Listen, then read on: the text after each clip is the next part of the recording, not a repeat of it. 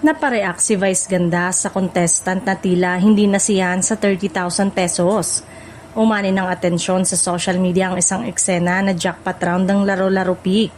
Matapos mapansin ng mga manonood ang reaksyon ng isang contestant na tila hindi nasiyahan sa kanyang napanalunan na 30,000 pesos. Sa kabila ng malaking halaga na premyo, kapansin-pansin umano ang seryosong ekspresyon ng contestant matapos matanggap ang kanyang panalo. Dahil dito, agad na napansin ito ni Vice Ganda na kilala sa kanyang mabilis at nakakatawang mga hirit sa live television. Hindi napigilan ng TV host na magbigay ng komento sa naturang sitwasyon. Ani Vice, gusto mo ba kami na ang bubuhay sa pamilya mo? Na agad naman ikinatawa ng audience at ng iba pang nasa studio. Marami sa mga netizen ang nagsabing tila pabirong pagsita ito ni Vice sa contestant.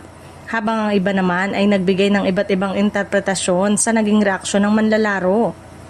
May mga nagsabing baka mas mataas lamang ang inaasahan nitong napanalunan.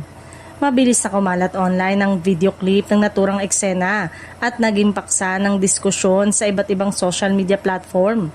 Marami ang natawa sa banat ni Vice na muli na namang nagpakita ng kanyang pagiging spontaneous at mahusay sa paghawak ng mga hindi inaasang sandali sa programa.